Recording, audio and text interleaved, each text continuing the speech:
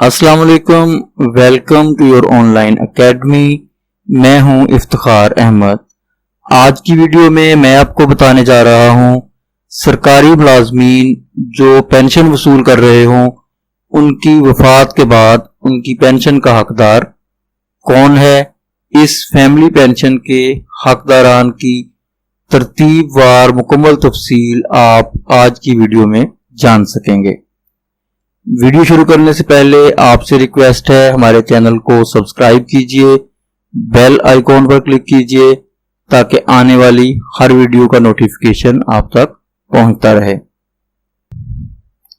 Pensioner की वफात के बाद उसकी पेंशन के हकदारान की तफसील में दो तरह की फहरिस्तें हैं। सबसे पहले, अगर फौतशुदा पेंशनर की अपनी फैमिली यानी उसके बीवी बच्चे मौजूद हैं तो फिर पेंशन का सबसे पहला हकदार कौन होगा, आइए देखते हैं। तरजीहात की तरतीब से पेंशनर का सबसे पहला हकदार पेंशनर की बेवा होगी और उसकी पेंशन की मुद्दत ताहयात या निकाह सानी तक है, यानी जब तक बेवा दूसरा निकाह नहीं करती वो पेंशन की हकदार रहेगी।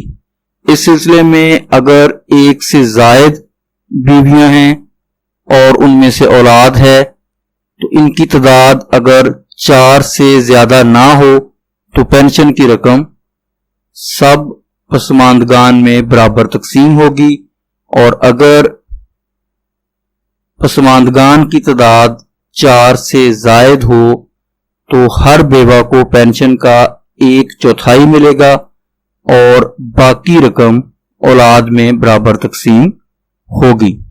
इस सिलसिले में बेटे 24 साल की उम्र तक पेंशन वसूल कर सकते हैं और बेटियां शादी होने से पहले तक पेंशन की हकदार होंगी।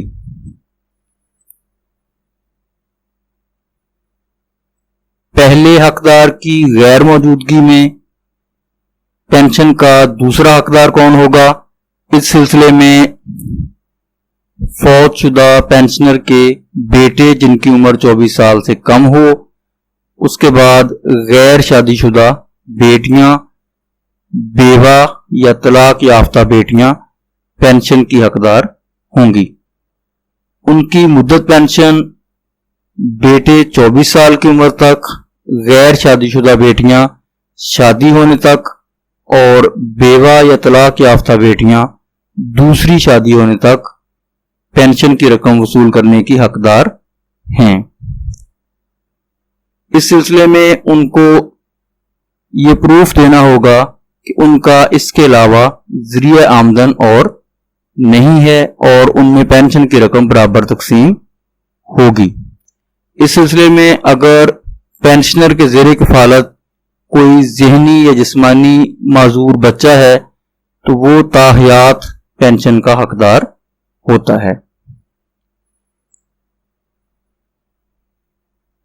तरजीहात में अगर पहले दोनों हकदारान मौजूद नहीं हैं तो तीसरा हक पेंशनर की बड़ी बहू अगर वो बेवा हो तो ये उसका हक है। उसको 10 साल तक या 10 साल में से जो अरसा बाकी रह गया हो उस तक पेंशन मिलती है। ये 10 साल रिटायरमेंट से शुरू होते हैं, यानी अगर पेंशनर ने 4 साल पेंशन वसूल की और उसके बाद वो फौत हो गया तो बाकी के 6 साल उसके हकदारान को पेंशन मिलेगी।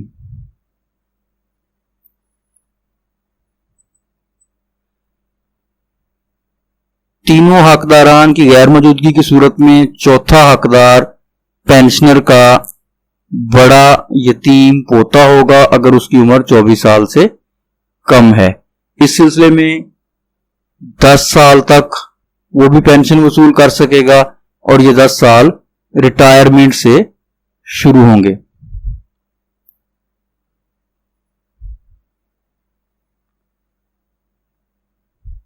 चारों हकदारान की गैर मौजूदगी में पांचवा हकदार पेंशनर की यतीम पोती होगी और वो भी 10 साल तक पेंशन वसूल कर सकती है। یا 10 سال کا جو عرصہ باقی رہ گیا ہو، اور یہ 10 سال ریٹائرمنٹ سے شروع ہوں گے۔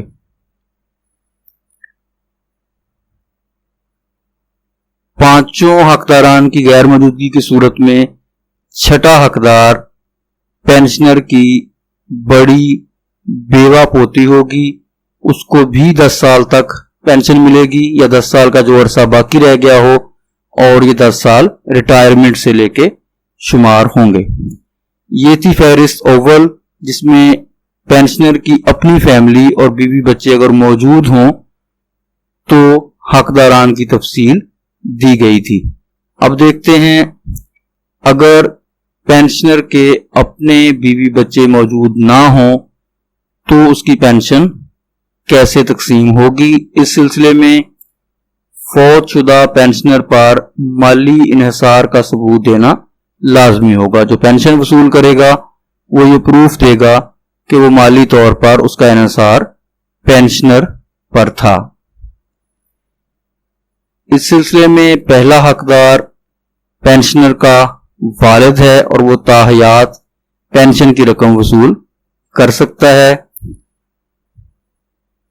دوسرا حقدار، اگر پہلا حقدار موجود نہیں ہے تو دوسرا حقدار پینشنر کی والدہ ہے اور وہ بھی تاحیات پینشن کی رقم وصول کر سکتی ہیں۔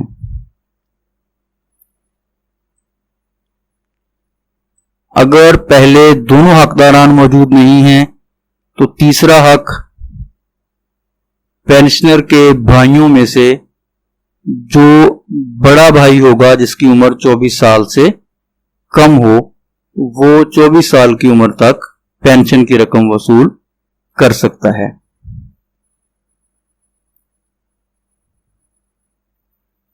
فہرست دوم میں تینوں حقداران کی غیر موجودگی کی صورت میں چوتھا حقدار پینشنر کی غیر شادی شدہ بڑی بہن ہوگی اور وہ تاحیات یا شادی ہونے تک پینشن کی رقم وصول کر سکتی ہے۔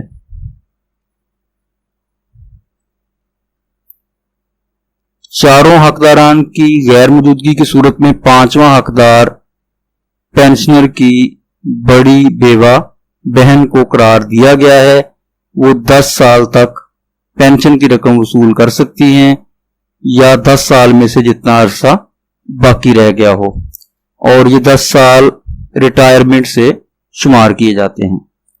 یہ تھی تفصیل پینشنرز کی وفات کے بعد حقداران کی، جن میں پینشن کی رقم قانون کے مطابق تقسیم ہوتی ہے۔ آئی ہوپ کہ آج کی ویڈیو آپ کے لیے بہت معلوماتی ہوگی۔ ایسی ہی مزید ویڈیوز کے لیے ہمارے چینل کو سبسکرائب کیجئے اور بیل آئیکن پر کلک کیجئے۔ دعاؤں میں یاد رکھیے گا۔ اللہ نگہبان۔